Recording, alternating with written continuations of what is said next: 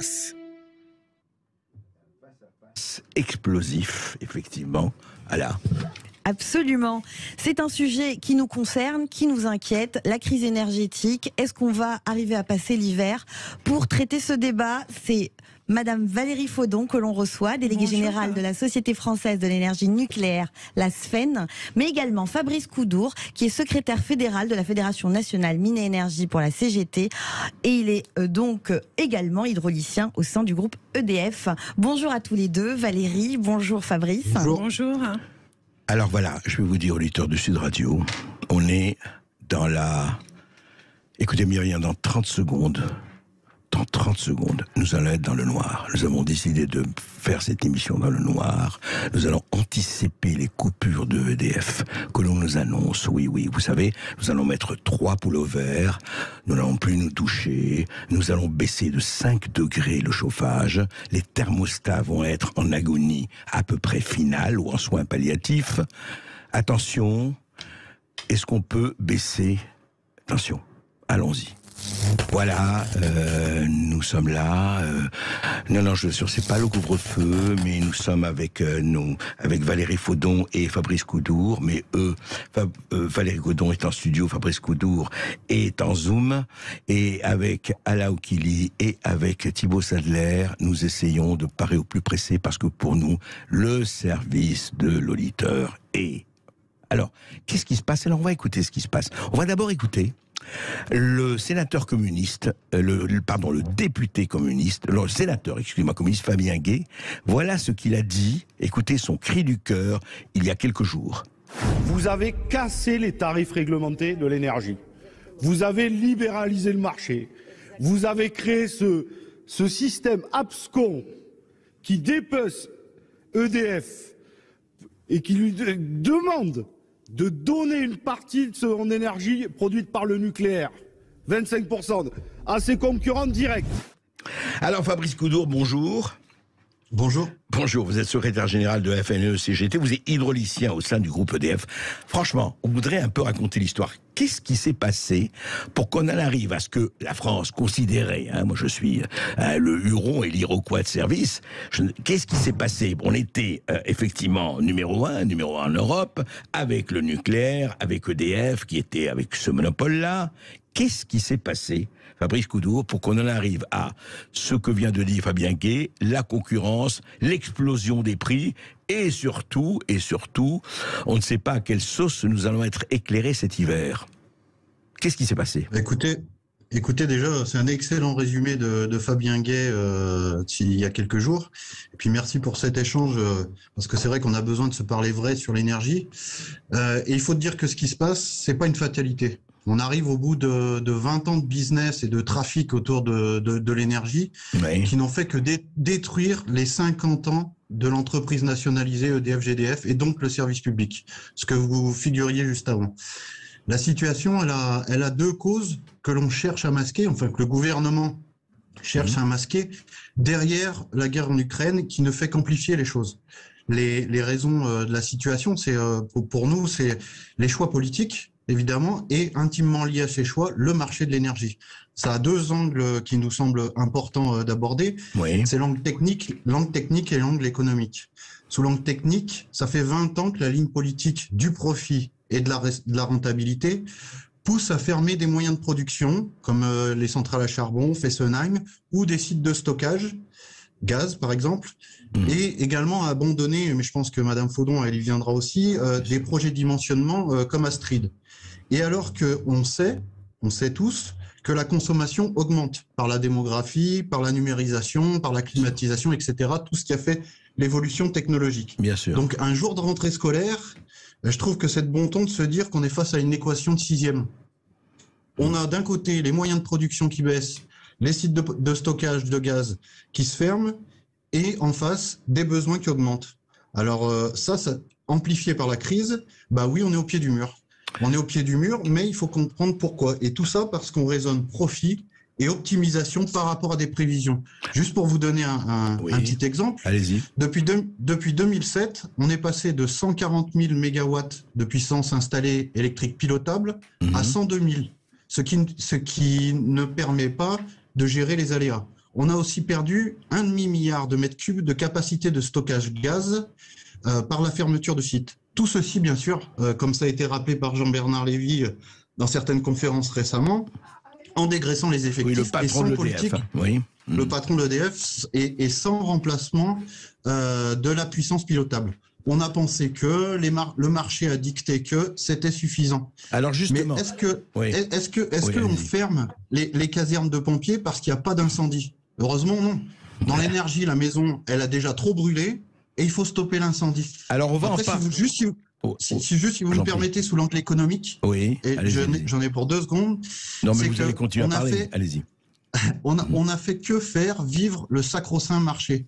Le mécanisme de l'Arenh, là, qui est un bon exemple, comme ça a été évoqué par Fabien Gay, il n'a bénéficié en rien aux consommateurs, a été mortifère pour EDF, et il a servi qu'à faire vivre une fausse concurrence et des fournisseurs qui ont rien fait d'autre que du cash. C'est limite un système mafieux. D'accord. Attendez, Fabien Coudou, vous allez reprendre la parole, mais c'était important que vous expliquiez ça. Mais justement, Valérie Faudon, vous êtes avec nous, déléguée générale Société Française de l'Énergie Nucléaire.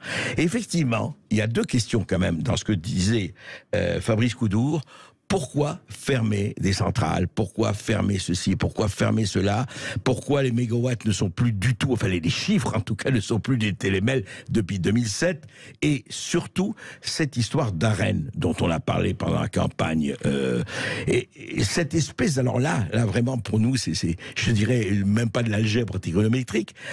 Pourquoi on donne aux concurrents et on leur donne à prix bradé et on l'achète à prix surélevé? Qu'est-ce qui s'est passé? Je pense qu'il y a eu 2 malentendus. Je vais commencer par le deuxième, le premier. Il y avait ce malentendu que la dérégulation et la libéralisation des marchés faisait baisser les prix.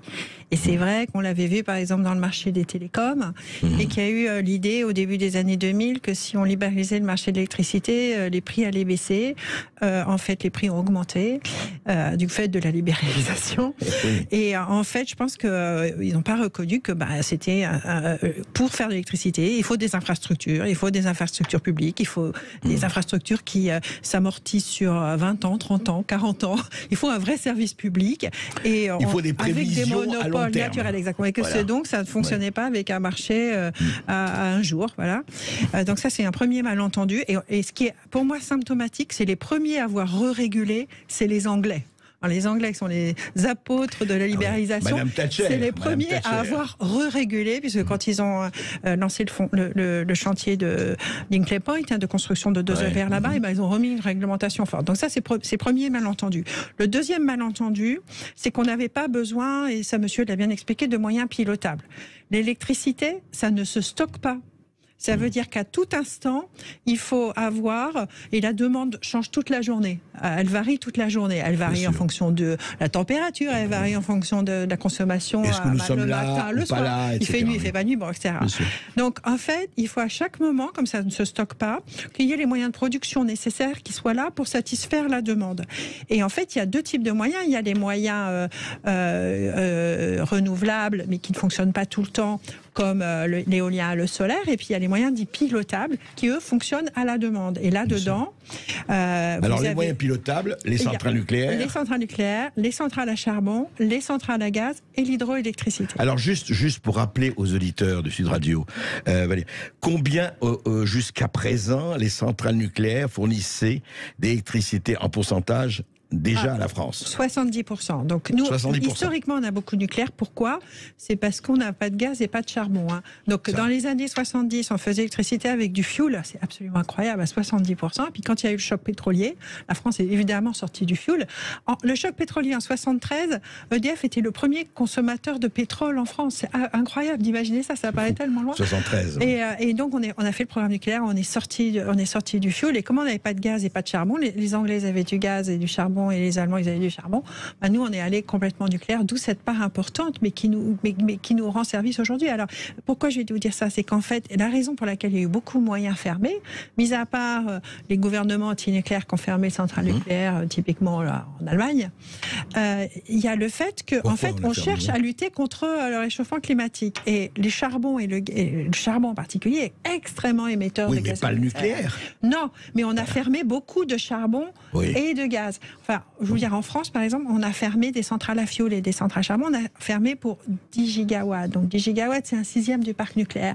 Donc alors qu'au début des années 2010, on en avait plein sous le pied, en fait, on a diminué nos marges. Vous voyez ce que je veux dire? On a diminué notre parc pilotable. Et ça, actuellement, juste avant la crise du gaz, tout le monde était en train de fermer les centrales à charbon en Europe. On avait prévu 110 gigawatts, donc Même fois le parc français.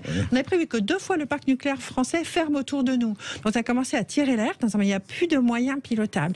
Et le problème avec les moyens pilotables, c'est que autant les renouvelables, elles sont subventionnées par les gouvernements, donc elles ont des modèles économiques, autant le nucléaire, on n'est pas subventionné. Ça veut dire qu'on a privilégié le renouvelable, dont on sait que ce sont des intermittents, soyons clairs, sur le pilotable. Alors on a eu le mythe, on a entendu, je ne sais pas si vous vous souvenez, qu'on pouvait faire du 100% renouvelable et qu'on n'aurait pas moyen de piloter, parce qu'en effet, c'était pas stockable, mais on aurait des smart grids et des moyens extraordinaires. Mais ça, c'était il y a 10 ans, et maintenant on en revient, parce que finalement, les centrales à gaz, elles ne peuvent pas fonctionner. Qu'est-ce qui se passe? L'Allemagne, elle rouvre 27 centrales à charbon. Et nous, on voit bien que pour l'hiver, on doit compter sur des moyens pilotables. Eh bien, écoutez, on va en parler toujours avec Fabrice Coudour et avec Valérie Faudon. Juste après ceci, beaucoup de choses à dire. Restez avec nous pour le face-à-face du jour et on se retrouve dans quelques instants. 0826 300 300 pour vos questions à nos experts. À tout de suite sur Sud Radio. Renouvelable, priez pour nous. Saint pilotable, on va s'en passer bien sûr. Eh bien, avec Valérie Faudon, déléguée générale de la Société française de l'énergie nucléaire, avec Fabrice Coudour, secrétaire fédéral de la FNME CGT en Savoie et hydraulicien au sein du groupe EDF, on va parler de cette concurrence, on va parler de l'ARENH, mais on va écouter d'abord, c'est toujours intéressant de se rappeler cela, ce que disait Elisabeth Borne, aujourd'hui Première ministre, à l'époque ministre de la Transition énergétique, et ensuite on va écouter Emmanuel Macron en 2018. Il était déjà, bien sûr, président de la République. Écoutez. Je pense qu'il faut peut-être déjà rappeler pourquoi on ferme cette centrale. Ce n'est pas une lubie ou une question d'idéologie, c'est vraiment au cœur de notre politique énergétique de ne plus être dépendant d'une seule technologie. Vous savez que le nucléaire, c'est aujourd'hui 70% de l'électricité qui est produite en France. On va être moins dépendant, ramener la part du nucléaire à 50% en 2035 en développant massivement les énergies renouvelables. Et donc la fermeture de Fessenheim, c'est la première étape de cette trajectoire. Je voudrais peut-être dire qu'on le fait vraiment en étant très attentif aussi au devenir des salariés. Voilà, on est attentif au devenir salarié et ce n'est pas une lubie. Ce n'est pas une lubie, évidemment, puisque à l'époque, le gaz russe était disponible. Mais alors là, est-ce qu'on fait une politique sur fermeture, comme ça, on ferme pourquoi? Parce qu'on a estimé que le renouvelable pouvait se substituer au pilotable. Écoutez ce que disait le président de la République, Emmanuel Macron, en 2018. Écoutez. Concrètement, 14 réacteurs de 900 MW seront arrêtés d'ici à 2035. Ce mouvement commencera à l'été 2020 avec l'arrêt définitif des 2 réacteurs de Fessenheim. Restera alors à organiser la fermeture de 12 réacteurs entre 2025 et 2035. Voilà. Alors, Fabrice Coudour, donc voilà, il faut fermer. On ferme Fessenheim, on ferme 12 réacteurs, bientôt 14, et tout va pour le mieux dans le meilleur des mondes apprévisionné. Et on voit le résultat aujourd'hui. C'est exactement ça, c'est-à-dire qu'on reste dans de la politique politicienne où on décide des fermetures sans avoir de moyens de substitution ou de réels de moyens de substitution, comme ça a été dit juste avant. Si on ferme du pilotable, il faut du pilotable. Et puis si on veut parler d'avenir, d'ambition climatique, d'ambition de tous les enjeux d'avenir qui sont d'actualité, oui. Il faut des moyens de production. La filière nucléaire, c'est une filière forte qui a su être forte en son temps en France, qui peut aussi l'être et encore l'être. Et on n'a pas développé de choses pendant toutes ces années. Les annonces sont tombées. mais rien ne s'est passé.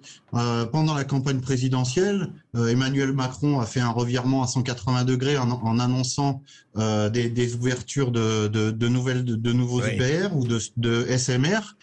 Mais qu'est-ce qui s'est passé depuis? Pas grand-chose. Malheureusement, pas grand-chose. Puis aujourd'hui, encore dans les mots de la Première ministre ce matin, on attend de EDF des grands efforts, on attend de EDF que des redémarrages. Mais pendant tout ce temps, EDF, on a dégraissé les effectifs parce qu'il fallait fermer des centrales nucléaires. On a toujours des salariés compétents et qui ont le service public qui coule dans leurs veines, évidemment, mais on est moins nombreux. On a moins de moyens, on a moins mis de moyens dans la recherche et le développement. On a arrêté, le président Macron a arrêté des projets comme le projet Astrid. Tout un tas de choses qui ont fait que aujourd'hui, on n'a plus les moyens de passer des épreuves comme arrive cet hiver. Et il faut pas oublier que tout ça, c'est toujours sous l'angle du profit, toujours sous l'angle du marché. Il faut optimiser les choses.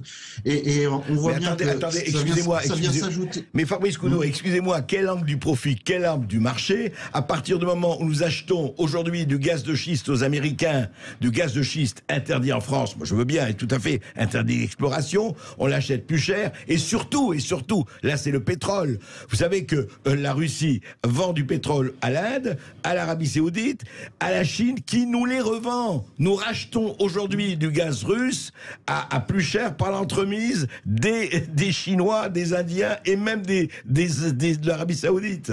C'est ça. Alors, je vois pas très bien la loi du marché.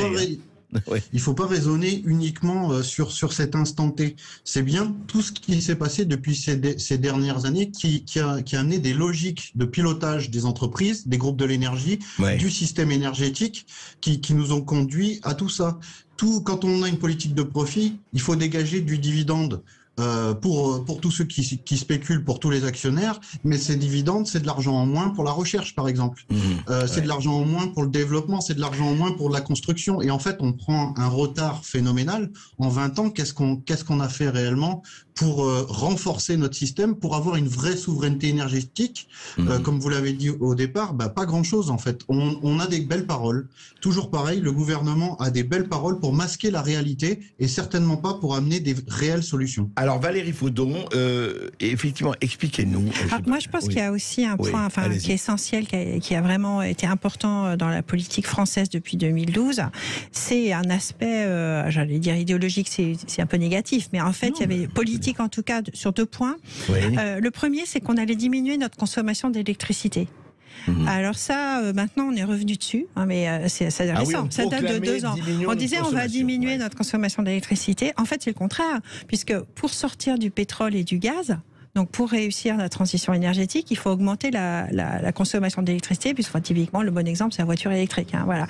Donc on a besoin d'augmenter notre consommation d'électricité. Mais ça, cette reconnaissance, elle est relativement récente, parce qu'il y avait l'idée que non, maintenant on allait diminuer notre consommation d'électricité. Donc finalement, c'était pas très grave. Et puis le deuxième point qui est important, c'est qu'on a eu quand même des accords électoraux avec les partis écologistes et qui sont historiquement contre le nucléaire depuis les années 70. Vous voyez, je regardais le règlement intérieur de ELV, dans le règlement intérieur, il faut sortir du nucléaire, mais il n'y a pas marqué qu'il faut sortir du pétrole et du gaz. Il y a marqué qu'il faut sortir du nucléaire. Parce que c'était un marqueur idéologique dans les années 70. Sauf que depuis, il y a le climat. Et donc, il y en a qui ont changé d'avis, qui ont dit, il se trouve que maintenant, il y a peut-être quelque chose de très important, c'est le climat, c'est une priorité écologique, et que, en fait, il se trouve que le nucléaire, il est bas carbone, il émet très peu de gaz à effet de serre. Les experts internationaux du climat reconnaissent le nucléaire comme étant une solution au réchauffement climatique. Donc, il y a un truc... il n'y a pas de CO2. Donc, il y a une contradiction évidente chez des partis qui, depuis des années, veulent sortir du nucléaire. On fait des accords électoraux, comme l'accord en fin 2011 entre les écologistes et le socialiste pour faire fermer des centrales nucléaires. C'est de là que date la fermeture de Fessenheim. Et en fait, je pense qu'il est temps, il y a des partis écologistes européens, je pense aux Finlandais, où maintenant les Verts finlandais, ils disent non, on soutient le nucléaire.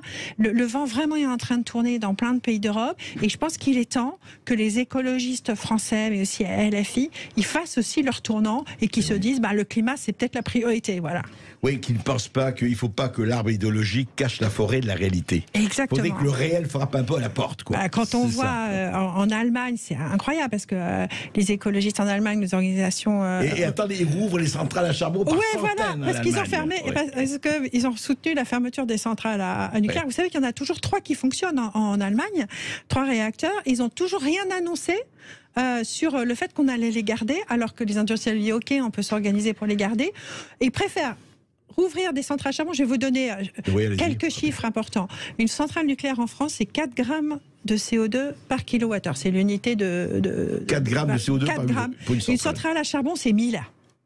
Et donc vous avez des écologistes, parti écologiste vert au pouvoir en Allemagne dans la coalition, qui disent on préfère ouvrir des centrales à charbon à 1000 grammes de CO2 par kilowattheure que de garder des centrales à charbon à moins de 10 grammes. Vous voyez ce que je veux dire? C'est vraiment très paradoxal. Les terrifiants pépins de la réalité, comme disait le poète Jacques Prévert. On se retrouve avec vous, Valérie Faudon, et avec Fabrice Coudour après ceci. À tout de suite. Et bientôt, on se retrouve également avec nos auditeurs pour leurs questions, leurs réactions. 0826 300 300. On attend vos appels. À tout de suite. Voilà, les prix du gaz s'envolent et les merveilleuses cartésianismes, les raisons cartésianistes et presque qui nous gouvernent, c'est de corréler l'électricité sur le prix du gaz. Et on sait aujourd'hui, attention, ce n'est plus une hausse, c'est vertigineux. Mais juste un mot, Fabrice Coudour, je voudrais qu'on revienne à cette logique effectivement de la concurrence du marché. Je pose évidemment la question à Valérie Faudon aussi, mais cette histoire de l'Arenh, on ne va pas rentrer dans le détail parce que malheureusement on n'a pas le temps. Mais moi je voudrais comprendre, c'est très bien d'un côté, voilà, nouvelle organisation du marché électricité, on crée de nouveaux producteurs, on ferait des concurrents d'EDF. Sauf que les concurrents d'EDF sont devenus les fabuleux privilégiés. On leur vend, EDF leur vend à 42 ou 42 euros et EDF rachète à 340 euros. Fabrice Coudour, comment on arrive à ça? Enfin, nous, on reste un peu pantois dans cette histoire. Je sais pas s'il faut rentrer dans le mécanisme de l'Arenh parce que en fait c'est à chaque fois un discours qu'on retrouve un peu partout. Quand on parle de l'Arenh, on complexifie le débat et ce que les citoyens ont besoin d'avoir, c'est de la clarté sur la situation et de savoir pourquoi on en est là et quelles solutions il faut apporter pour le passage de l'hiver et pour la suite.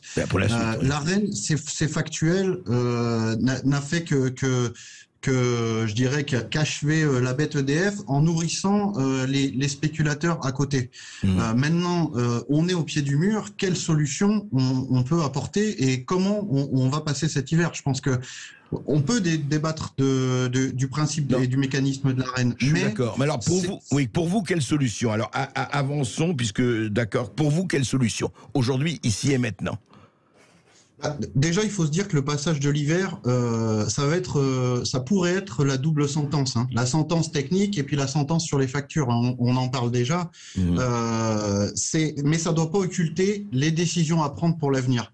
La sentence, on n'a pas de baguette magique et effectivement, on est au pied du mur. Donc, selon la météo, et c'est pas un petit facteur, selon la météo, si on a un hiver froid ou pas, oui, on pourrait être en difficulté sur le réseau électrique et ça engagera forcément des modalités de conduite du réseau qui seront différentes avec des bouleversements peut-être du travail, des transports, etc.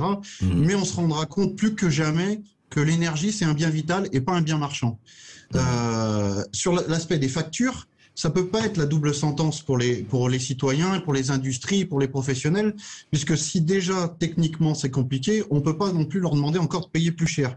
Faut arrêter de tomber sous ce mauvais discours de sobriété contrainte par la facture, parce qu'en fait, ce n'est rien d'autre que le marché qui a fait grimper la facture. Il faut sortir de ce marché. Ça, c'est une première solution. Il faut sortir de ce marché comme d'autres pays européens ont su le faire, et ça n'empêche pas les capacités techniques et la solidarité technique, par exemple, avec l'Espagne et le Portugal.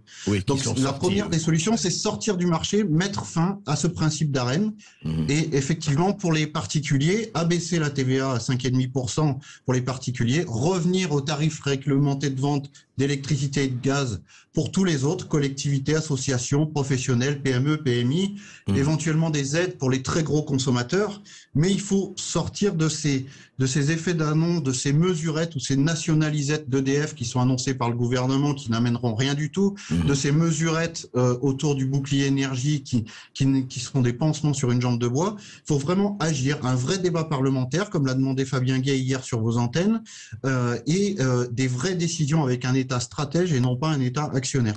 Alors Valérie Faudon, vous, les solutions, et vous, comment vous voyez l'avenir, pas seulement effectivement l'avenir de cet hiver, qu'est-ce qu'il faudrait faire selon vous pour un peu changer cette espèce de système? Évidemment, il y a les Russes, il y a eu l'Ukraine, etc. Mais au-delà de ça, un jour la guerre va s'arrêter là-bas.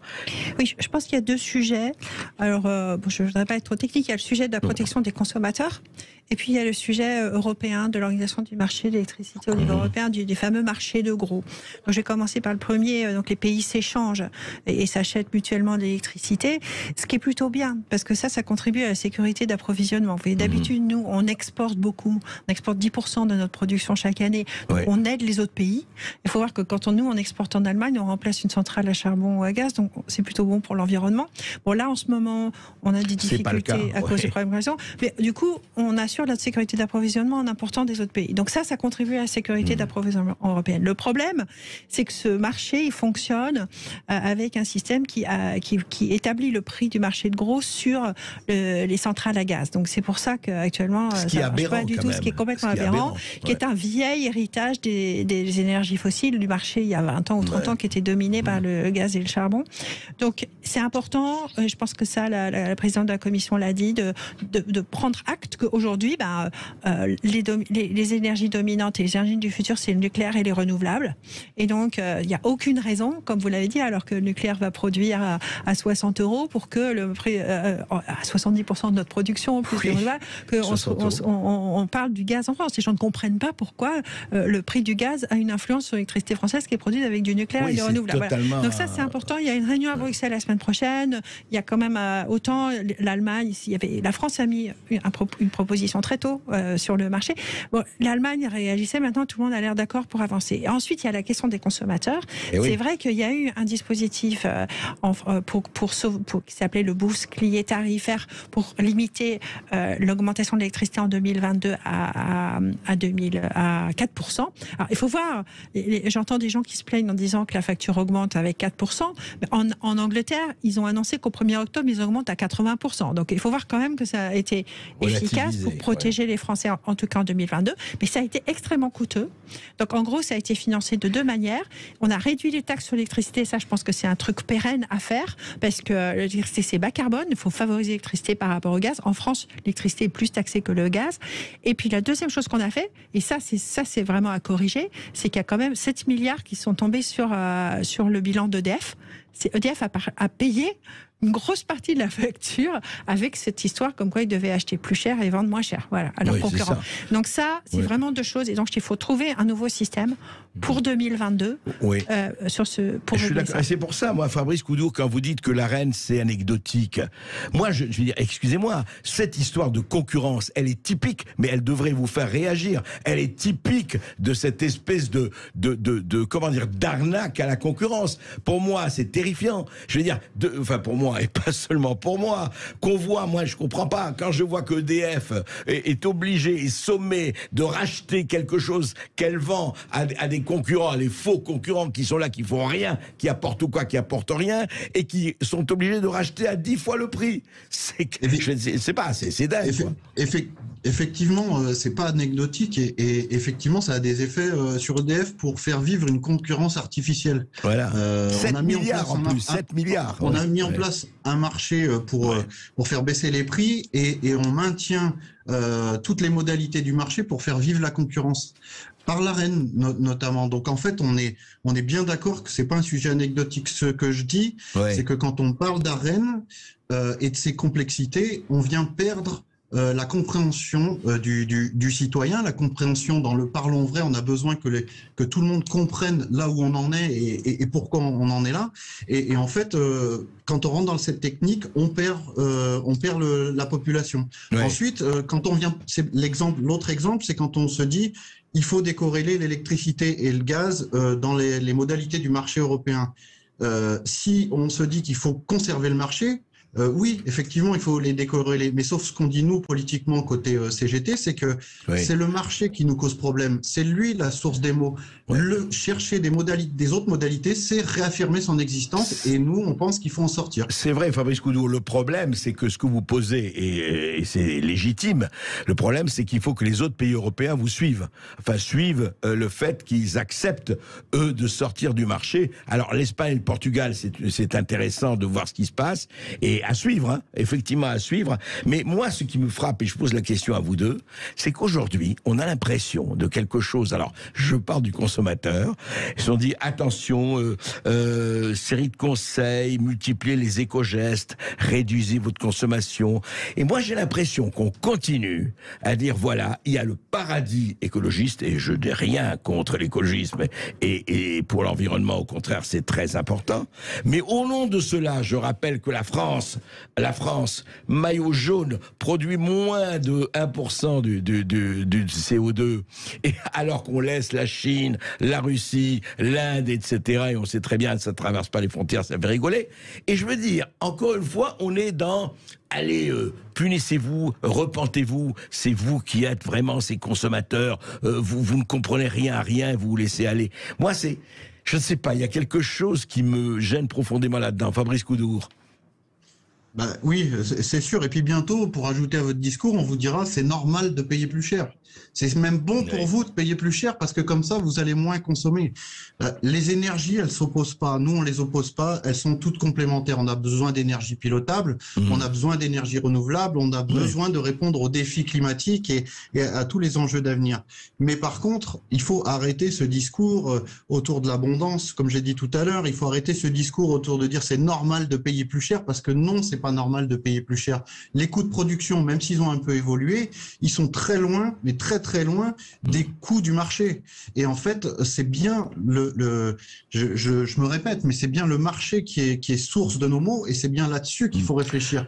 Et c'est pas en voilant un peu le débat autour de ce discours bien huilé du gouvernement qu'on va arriver à trouver des bonnes solutions. Alors, un vrai débat parlementaire avec des vraies décisions politiques courageuses, comme on a su les prendre en 46, avec une nationalisation complète du secteur de l'électricité et du gaz. Mais le problème, c'est qu'on n'est plus en 46, et le problème, encore une fois, et on est dans le monde, et vous savez qu'on n'est pas tout seul, et vous le savez mieux que moi, le problème, c'est que vous êtes des nations et des groupes de nations qui vraiment n'en ont rien à faire. Eux, ce qui compte, c'est la production, c'est on fonce, le CO2, l'environnement, regardez la COP 21. Moi, j'ai été très frappé par ça, parce qu'on revient à ça. C'est que la COP 21, 22, 23, 24, 25, jusqu'à présent, les grandes résolutions, les embrassades, mais aucune sanction pour les pays qui polluent, et qui polluent à 70% et 80%. Aucune sanction. Donc, je vous rejoins là-dessus, mais c'est un peu de la rigolade tout ça. Juste Valérie Faudon, avant qu'on prenne oui, je pense qu'il faut vraiment faire la différence. Je suis d'accord avec vous que chaque énergie est utile dans le portefeuille et dans le bouquet énergétique. Mais il y a quand même une grosse différence entre les énergies fossiles et les énergies renouvelables et nucléaires. C'est que les énergies fossiles, elles émettent du CO2. Et là, on se rend compte, pendant des années, le débat public, c'était nucléaire ou renouvelable, ce qui n'a pas de sens puisque les deux sont positifs. On a besoin du nucléaire et des renouvelables. Et on a oublié que 60%, parce que ça, je suis pas sûre que les Français le savent, mais 60% de notre consommation énergétique, en fait, c'est du gaz et du pétrole et du charbon. C'est-à-dire, on conduit les voitures, c'est du pétrole, on est chauffé au gaz, donc on est chauffé au fioul, encore chauffé au gaz. Donc, en fait, c'est ça le sujet, et le sujet qui est important, je pense qu'il faut que ça soit vraiment le message qui passe sur cet hiver qui va être difficile, c'est que autant, pour sortir du gaz et du pétrole, il y a deux moyens. Le premier, c'est la sobriété, et le second, c'est l'électrification des usages, passer vers l'électricité. Et ça, donc, je pense qu'il faut utiliser finalement cette crise, malheureusement, pour essayer d'avancer sur ces sujets-là. Voilà, exactement. C'est-à-dire que là, je vois par exemple, on fait la promotion en ce moment des pompes à chaleur par rapport aux chaudières à gaz ou chaudières à fioul. Ça, c'est vraiment important parce que ça va dans le bon sens et c'est un truc pérenne. Il y a une question de pédagogie, une question de civilisation. On se retrouve tout de suite après ceci avec les auditeurs de Sud Radio. Alors, les auditeurs. Alain. Oui, les auditeurs, tout de suite. Julien de Marseille nous appelle. Bonjour Julien. Oui, bonjour, bonjour Julien. Sud Radio. Bonjour Sud Radio. Bonjour André. Très content de vous avoir au téléphone. Alors moi j'ai deux, trois petites choses. La première chose, c'était un des seuls candidats, si vous vous rappelez, à l'élection présidentielle, qui avait parlé de ce sujet de la reine et qui s'était fait moquer en direct par monsieur Bruno Le Maire, c'était Éric Zemmour. Exact. Qui avait dit il faudrait sortir de la reine, et monsieur Le Maire lui avait dit vous voulez sortir de comment on appelle ça, de l'Europe, des prix fixés, non, des prix fixés, oui. Des prix fixés. Et il avait pris tout le monde pour des idiots et personne ne l'a repris sur le plateau. Ouais. Une deuxième chose, c'est pour les énergies renouvelables sur votre plateau, quelqu'un avait dit, et c'est la vérité, pour 1 mégawatt d'éoliennes créées, il faut 1 mégawatt de centrale à gaz ou à charbon pour compenser lorsque ça ne marche pas. Et ça, c'est des choses qu'on ne dit pas assez, mais c'est la vérité. Donc on sera forcément dépendant du gaz. Et la troisième chose, c'est l'Europe veut nous faire vendre nos centrales hydroélectriques pour encore la concurrence et des choses comme ça. Donc c'est le dépeçage de notre EDF, et je pense que le monsieur de la CGT sera très contre cette idée, parce que je pense que c'est l'indépendance de notre pays qui est en jeu, quoi. D'accord. Voilà. Juste, Monsieur Contour, on peut parler de dépeçage de l'EDF aujourd'hui? Ça fait déjà quelques années qu'on en parle au travers de ce qu'on appelait le projet Hercule, qui risque de revenir, puisque quand on a des annonces de nationalisation d'EDF, mais qui n'ont rien d'une nationalisation, hein, c'est un État qui devient 100% actionnaire d'une société anonyme, on peut se douter que ça va être un État qui va vouloir être seul décideur de l'avenir de l'entreprise, et donc de remettre sur la table le morcellement de l'entreprise, et comme l'a dit l'auditeur, avec potentiellement sur la table l'avenir des concessions hydrauliques, puisque EDF est le premier opérateur en termes d'exploitation de l'hydroélectricité, avec sur la table l'avenir de la distribution d'électricité qui est au travers d'Enedis. Donc oui, effectivement, on est inquiet et complètement opposé, et c'est pour ça qu'on se bat depuis le début avec les travailleurs, les électriciens et gaziers, contre ces idées de dépeçage d'EDF, et on est même pour une nationalisation globale de tout le secteur de l'énergie. D'accord. Valérie Faudon, vous vouliez ajouter quelque chose? Oui, je voulais préciser par rapport à ce que disait monsieur par rapport à l'intermittence de l'éolien et le central à gaz. En fait, en effet, le solaire et l'éolien ne fonctionnent pas tout le temps, mais on peut tout à fait concevoir des systèmes électriques entièrement bas carbone, avec de l'éolien, du solaire, du nucléaire et de l'hydroélectricité, voire un peu de stockage. Et c'est vraiment la stratégie de la France. Hein. La stratégie de la France est évidemment de ne pas d'aller vers le gaz, surtout que le biogaz sera une ressource limitée, et que la stratégie française, c'est de l'utiliser pour certains trucs. D'utiliser un peu tout, de composer. Il faut utiliser un peu tout, et ce qui est important, c'est d'avoir suffisamment de pilotables pour que l'ensemble du système fonctionne, quelle que soit la condition de temps. Sur la question... Il ne faut pas jeter le pilotable avec l'eau du bain renouvelable. Le problème du gaz, enfin, c'est typiquement l'Allemagne, hein, c'est qu'ils ont, comme ils ne voulaient pas de nucléaire, ils ont dit on va investir dans le gaz, d'où les 2 pipelines qu'ils ont construits. Donc c'était clairement, dès le départ, une stratégie gaz. Ils ont dit c'est une stratégie renouvelable, mais non, c'était une stratégie renouvelable plus gaz. D'ailleurs, je vous signale que la Russie continue à abreuver l'Allemagne de gaz. Mais ils sont aussi dépendants du gaz beaucoup pour leurs industries, chimiques, etc. Alors, on a d'autres auditeurs. Anne de Montpellier. Bonjour Anne. Bonjour Anne. Oui, bonjour à tous. Alors déjà, je voulais dire que j'abondais dans le sens de l'auditeur précédent, concernant notamment le problème des barrages électriques et le fait que, à mon sens, l'indépendance et la souveraineté énergétique de la France devraient être vraiment une ligne prioritaire. Je voudrais dire aussi que je pense que le problème de l'énergie, de la crise qu'on traverse, c'est un problème politique beaucoup plus général, avec des vues à court terme, et peut-être que le problème du quinquennat n'a pas arrangé les choses, mais en tout cas, tous ces problèmes-là, ce sont des problèmes où on a vraiment besoin, comme il a été dit, d'un État stratège et d'une vue à long terme, voire très long terme. Récemment, il y a le directeur d'EDF qui a expliqué qu'en fait, on avait des problèmes maintenant pour la maintenance des centrales parce qu'il n'y avait pas de personnel fermé, parce qu'on lui avait dit qu'on allait arrêter le nucléaire, etc. C'est un cercle vicieux. Il faut vraiment voir loin. C'est vrai. Non, mais je rappelle, vous avez tout à fait raison, Anne, de souligner cela. C'est que comme on fermait les centrales, donc on n'a pas formé d'ingénieurs et on n'a pas formé de formateurs pour ces centrales. Ce qui est quand même assez hallucinant. Et quand on voit qu'on en a besoin maintenant, voilà. Et la deuxième chose, bon, il y aurait beaucoup de choses à dire, mais je veux être limitée dans le temps, c'est que je trouve que des fois, les questions sont mal posées. Par exemple, pour ou contre le nucléaire, c'est pas tellement comme ça que le problème se pose. Le problème, c'est qu'on a une urgence de décarbonation de l'énergie. Bon, et une transition qui doit se faire, et pour l'instant, elle apparaît impossible sans le nucléaire. Ou alors, il faut prouver le contraire. Et il n'y a pas de preuve. Il y a beaucoup de gens, on cite le Danemark, mais le Danemark a une dépendance par rapport à la Norvège, notamment en stockage hydroélectrique, si mes souvenirs sont bons. Donc, c'est plutôt d'un point de vue, il faudrait plutôt prendre les choses d'un point de vue pragmatique et surtout pas idéologique comme ça a été fait par certains partis politiques. Je pense que c'est vraiment une erreur. Voilà. Et la dernière chose, c'est souvent on oppose le nucléaire et le solaire et l'éolien. Il y a aussi quand même beaucoup d'autres choses. Moi, j'aimerais bien qu'on parle plus souvent de la géothermie. Je crois qu'il y avait qu'un seul candidat qui l'avait évoqué pendant la campagne, qui est quand même une solution qui a beaucoup d'avantages, notamment pour les installations particulières et assez peu d'inconvénients. Voilà. Donc les trois choses qui me semblaient importantes, et rajouter peut-être aussi qu'il manque une formation des citoyens sur les sujets techniques, et là on revient au problème de l'instruction et du niveau d'instruction. Parce que pour bien voter dans ces conditions-là, il faut quand même avoir un petit peu de connaissances scientifiques et techniques. Voilà. C'est très vrai, et ça je crois que c'est une question, vous avez totalement raison, qui se pose aussi bien à l'instruction, qui se pose aux médias, qui se pose à nous tous. Nous avons non seulement à donner et à faire le robinet d'eau tiède ou pas des informations, mais de donner aussi des informations de la formation. Moi, je crois que ça fait totalement partie, parce qu'on ne peut pas tout faire à l'école, on ne peut pas tout faire en famille. Il faut vraiment que tout le monde s'unisse pour essayer, non pas de faire de nous des savants, personne ne sera des savants, mais au moins de savoir de dont on parle.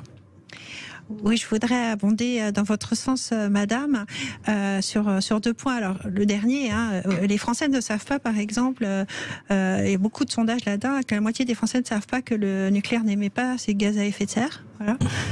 Que donc, est-ce qu'on voit sortir des fameux aéro-réfrigérants, c'est des gouttelettes d'eau, c'est des nuages, c'est pas du tout c'est pas du CO2. C'est pas du CO2, voilà. Donc ça, beaucoup de Français ne le savent pas, donc c'est vraiment extrêmement important. Et c'est vrai que souvent les discours sont très ambigus sur ce sujet. On dit que c'est fossile, mais non, pas du tout. En fait, c'est vraiment très vertueux.